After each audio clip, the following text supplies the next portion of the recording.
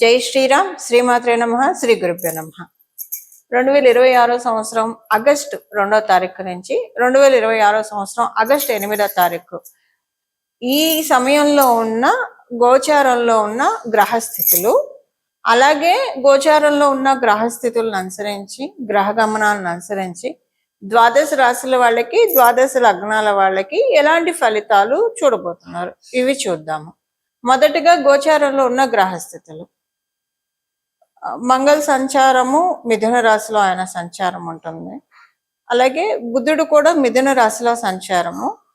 మిథున రాశిలో ఉన్న బుద్ధ దేవుడు ఈ ఆగస్టు మొదటి వారంలో 2 రోజుల తర్వాత ఆయన సింహరాశిలో, కర్కాటక రాశిలోకి ఆయన సంచారం ఉంటుంది.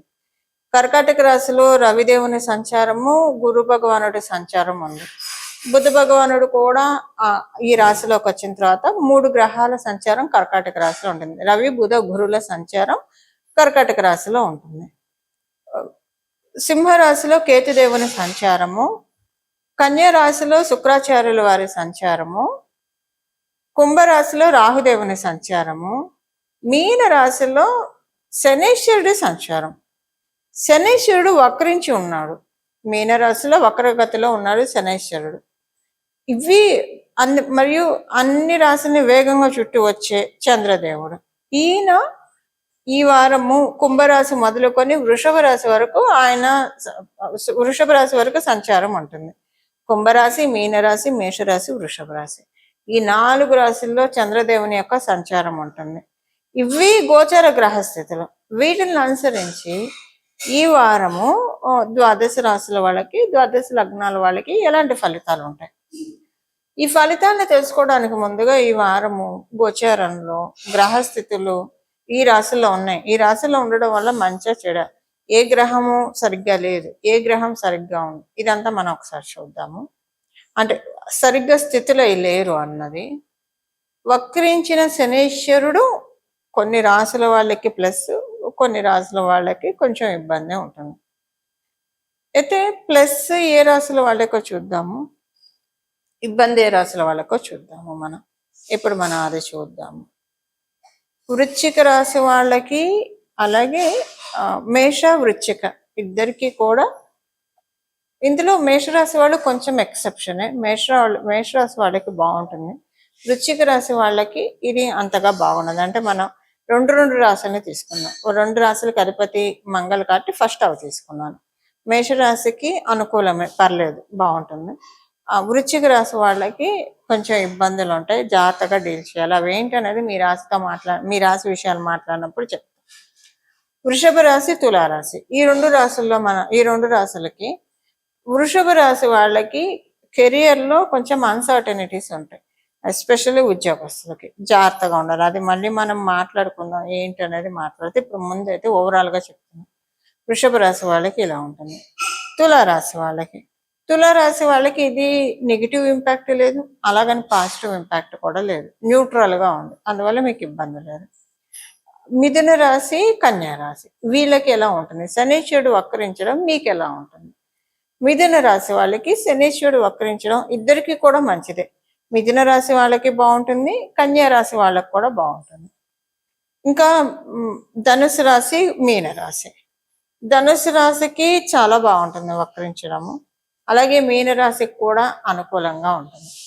మకర రాశి, కుంభరాశి. ఇందులో మకర రాశికి, కుంభరాశికి చూస్తే కనుక మకర రాశికి సోసోగా ఉంటాయి, యావరేజ్గా ఉంటుంది. వక్రించడము అంటే కొంత బాగుంటుంది, బ్యాడ్ అయితే ఉండదు. ఫస్ట్ అయితే బ్యాడ్ అయితే ఉండదు, నెగిటివ్ అయితే ఉండదు, కానీ కొంచెం బాగానే ఉంటుంది.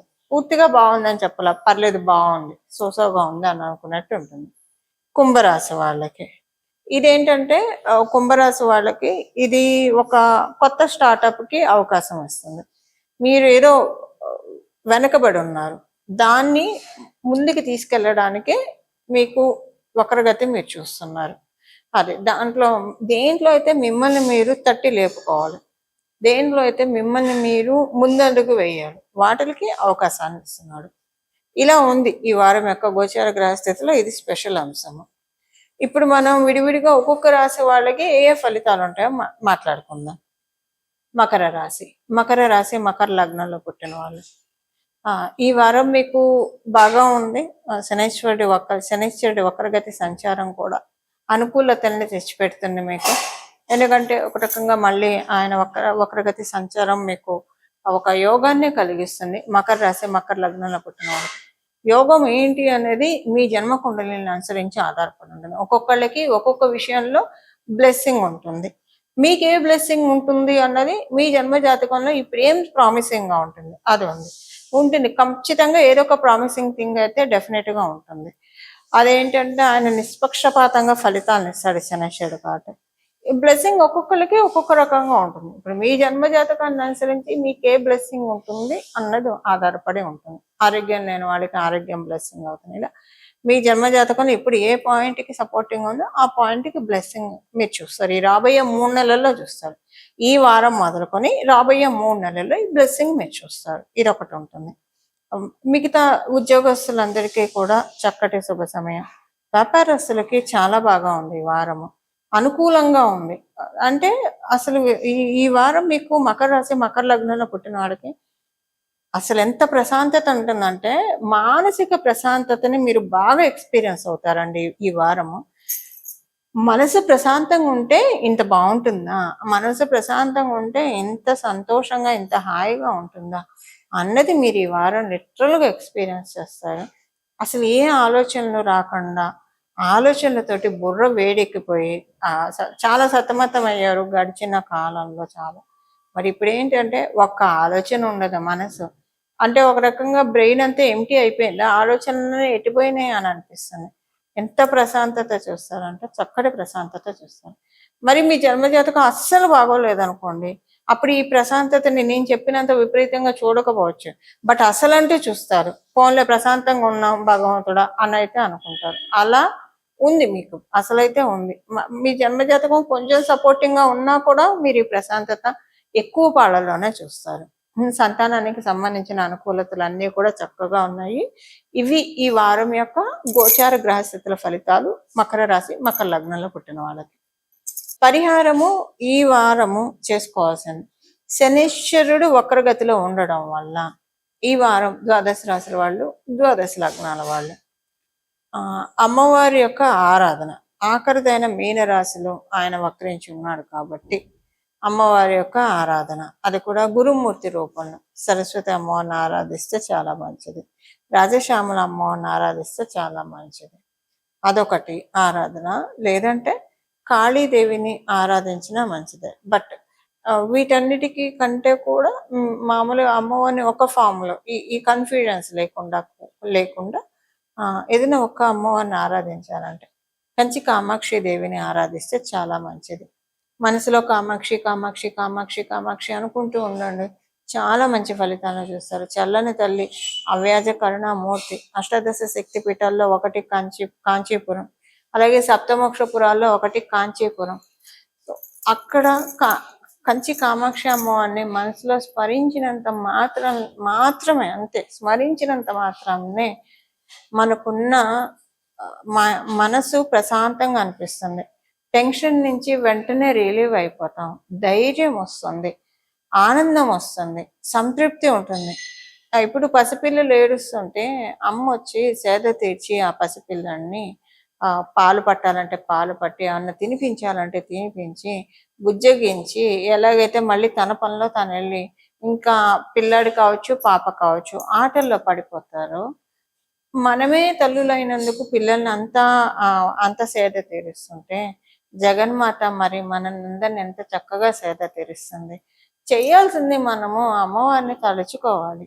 అమ్మ అమ్మ అమ్మ అని పిలిస్తేనే కదా పిల్లాడు కూడా, పాప కావచ్చు బాబు కావచ్చు, ఏడిస్తేనే కదా అమ్మ అయ్యో పిల్లాడికి ఏమైందో అని వచ్చి చూసేది, పాపకి ఏమైందో అని వచ్చి చూసేది, పాపాయికి ఏమైందో అని వచ్చి చూసేది. అలా మనము కామాక్షి దేవ్యే నమః, కామాక్షి దేవ్యే నమః, కామాక్షి దేవ్యే నమః అని అనుకుంటూ ఉంటే అమ్మ మన ఆర్తిని ఆలకిస్తుంది. మన ఆర్తిని ఆలకించి మనల్ని హక్కున చేర్చుకుంటుంది. నమ్మండి, ఇది చాలా మందికి ఎక్స్పీరియన్స్ అయ్యి ఉండొచ్చు, నమ్మండి అని అనకూడదు. ఎందుకంటే అమ్మవారిని పట్టుకున్న వాళ్ళకి ఎంత అత్యద్భుతమైన ఫలితాలను అమ్మవారు ఇస్తుందో అందరూ కూడా ఎక్స్పీరియన్స్ అయ్యే ఉంటారు. ఈ సమయము అనుకూలంగా ఉంది. అమ్మవారి పాదాలని అంటే ప్రతిసారి మనం పట్టుకున్నా కూడా ఒక్కొక్కసారి నెగిటివ్ ఫోర్సెస్ అడ్డొచ్చి వాటిల్ని అంటే ఇప్పుడు ఇదే మీకు ఎగ్జాంపుల్గా చెప్పాలంటే పిల్లాడు ఏడుస్తుంటే తల్లి హృదయం తల్లడిల్లుతూ ఉంటుంది. అయ్యో బాబు ఎందుకు ఏడుస్తున్నాడో, పాప ఎందుకు ఏడుస్తున్నాడు. ఇంట్లో పెద్దవాళ్ళు ఉన్నా లేదా ఇంకెవరైనా ఉన్నా బాలానం రోదనం బలం, ఏం కాదు, ఏడవంగానే పరిగెత్తుకొని వెళ్ళి ఏమి ఎత్తుకోకర్లేదు ఇలా చెప్పి ఆపేస్తూ ఉంటారు. లేదా ఏదో ఒక పని ఉంటుంది, ఆ పని వదిలి రాలేని పని అవుతుంది. ఏడుస్తున్నా గబగబా కంప్లీట్ చేసుకొని వెళ్దాం అని ఆగొచ్చు. అలా పిల్లడు బాబో పాపయో ఏడుస్తూనే ఉంటారు కదా. అలా అంటే నా ఉద్దేశం నెగిటివ్ ఫోర్సెస్ అడ్డుపడ్డప్పుడు సమయం వేళ విశేషము బాగా ఉంటే నెగిటివ్ ఫోర్సెస్ అడ్డుపడవు, తల్లి వచ్చి హక్కును తీర్చుకుంటుంది.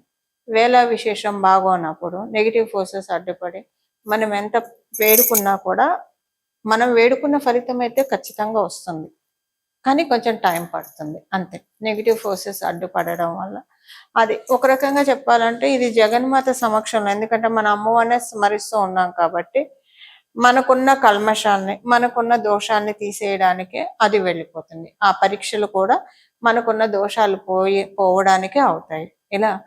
అందుకని ఎక్కువ ఈ సమయం అయితే చాలా చక్కగా ఉందండి. ఫిల్టర్డ్ టైం అంటాం చూసారా, ఒక మంచి ముహూర్తం అంటే ఏంటి, మంచి ఫిల్టర్డ్ టైం అది ఇప్పుడు ఉంది గోచారంలో. ఇప్పుడు అందరం కూడా ద్వాదశ రాశుల వాళ్ళం, ద్వాదశ లగ్నాల వాళ్ళం, 27 నక్షత్రాల వాళ్ళం అందరం కూడా కామాక్షి పరదేవతని కనుక మనసులో ధ్యానించుకుంటూ ఉంటే, ఆవిడ పాదాన్ని మనసులో స్మరించిన, ఆవిడ మంగళమూర్తి రూపాన్ని మనసులో అలా స్మరించుకుంటూ ఉంటే కామాక్షి కామాక్షి కామాక్షి అని ఎంత ప్రశాంతంగా ఉంటుందంటే ఇది మీరందరూ కూడా ఎక్స్పీరియన్స్ అవుతారు. నాకు తెలిసి నేను చెప్తుంటేనే నేను కాదు, అమ్మవారు చెప్పిస్తుంది. అమ్మవారు చెప్పిస్తున్న ఈ పలుకులు వింటున్నప్పుడే మీ మనసు ప్రశాంతంగా నిస్సందేహంగా అవుతుంది. ఇంకా చేసి చూడండి, ఇంకా ప్రశాంతంగా ఉంటుంది, చాలా బాగా ఉంటుంది.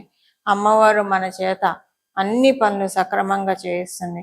ఏ పనులు కూడా పెండింగ్ అవ్వకుండా మన నిత్య దైనందిన జీవితంలో ఏ పనులు ఎప్పుడెప్పుడు అవ్వాలో అప్పుడప్పుడు అమ్మవారు అయ్యే విధంగా మనల్ని కరుణిస్తుంది, దీవిస్తుంది. ఎప్పుడు ఎంత ఏ పొజిషన్లో ఉన్నా మానవుడు అన్న వాడికి ఇన్సెక్యూరిటీ సహజం. ఎంత పెద్ద బాగా సంపాదించిన వాళ్ళకే ఉంటుంది, అసలు లేని వాళ్ళకు కూడా ఫ్యూచర్ ఎలా గడుస్తుందో అని ఉంటుంది. ఇలాగా రకరకాలుగా వాళ్ళ పిల్లల పరిస్థితి ఏంటి, ఈ రకరకాలుగా ఇన్సెక్యూరిటీ అని లేకుండా మేబీ అన్ని రోజుల్లో ప్రతిరోజు ఉండదు, కొన్ని రోజులు ఇన్సెక్యూరిటీ ఉంటుంది డెఫినెట్గా. ఎంత గుండె ధైర్యం గుండె బలం కలవాళ్ళకైనా సరే అమ్మవారిని పట్టుకుంటే అభద్రతా భావాన్ని కంప్లీట్గా ఎరేజ్ చేస్తుంది. మీకెందుకు న్యాయం లేరా, నేనున్నాను కదా, నన్ను నమ్మండి, నన్ను పట్టుకోండి, నా పాదాన్ని ఆశ్రయించండి, నా పాదాన్ని ధ్యానించండి, మిగతాదంతా నేనే చూసుకుంటాను అనే అమ్మవారు మనకి అభయహస్తం ఇస్తుంది. ఇప్పుడు గోచరంలో ఉన్న గ్రహస్థితుల రీత్యా అమ్మవారు అభయహస్తాన్ని మనం తీసుకోవడానికి చక్కటి అవకాశం ఉంది. విడవకుండా సమయాన్ని సద్వినియోగం చేస్తూ కంచి కామాక్షి అమ్మవారిని ధ్యానిస్తూ అమ్మవారి యొక్క సంపూర్ణ కృపా కటాక్షాలకి మనందరం పాత్రలం అవ్వాలి. ఆ విధంగా జగన్మాత మనల్ని దీవిస్తుంది. ఇది అమ్మని పట్టుకున్న వాళ్ళు ఎప్పటికీ మోసపోరు. అమ్మదయ ఉంటే అన్నీ ఉన్నట్లే. శ్రీమాత్రే నమః. మంగళం. నమో భగవతే వాసుదేవాయ.